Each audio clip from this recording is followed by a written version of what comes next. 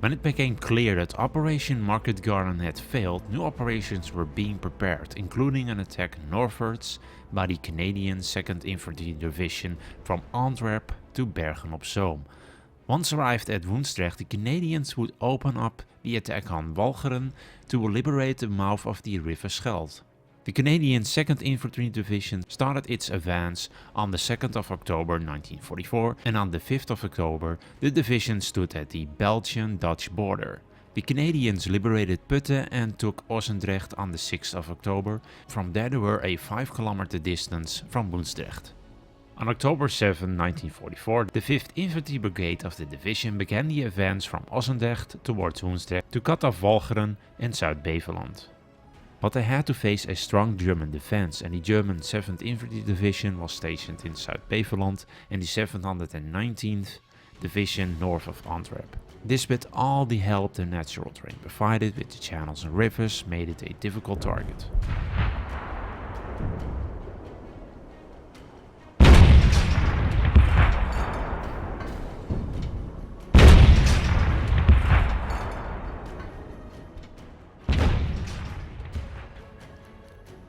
The Canon, the.shadock was a French howitzer designed by Schneider and was based on the 152mm M1910 howitzer. The Canon, the.shadock MLA 1915 was an exceptional good howitzer, and it became the standard heavy howitzer of the French army during the later stages of World War I. But because the French army preferred bagged charges, the 1915 model was redesigned to allow it to use bagged powder. Another reason for this decision was that brass cartridges used by the MLE 1915 were expensive to produce. The 1915 model breech adaptation took quite a bit of time, and the new MLE 1917 howitzer didn't enter service until late 1916, and they were still in service with the French army in 1939. Germany captured a lot of these during World War II from the Belgian army, and a lot of these guns were used in the Atlantic Wall defenses, and some were sold to Finland. The one here in Ossendrecht was probably a leftover of the Belgian army and was never really relocated, or was signed up with some of the second line infantry in France.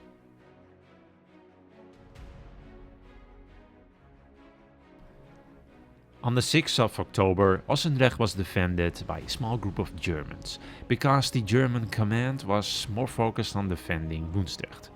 The MLE 1917 was set up to defend one of the roads into Ossendrecht and was knocked out during the fighting. One of the crew died in the attack and the other crew members surrendered. The MLE 1917 here in Ossendrecht was last restored in 1992 and is still in a great condition today. You can see that the small community here takes good care of it. The gun itself has some battle scars all over the gun breech cannon and the armored shield. And if you're in the area, you can easily find this gun because it's in the small town center and spot it easily.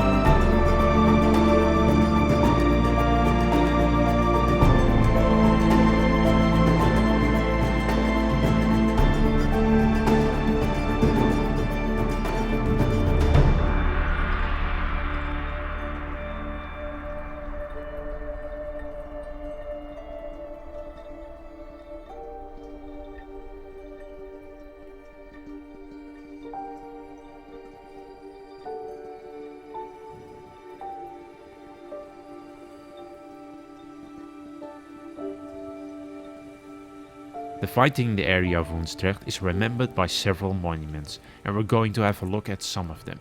In the next episode we're going to have a look at the 19mm cannon in Kalmhout. Liberating the people.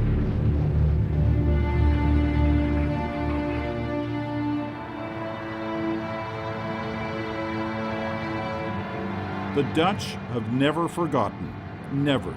And this week they'll be in these streets again, by the thousands, to welcome back some of those Canadians, now in their 90s,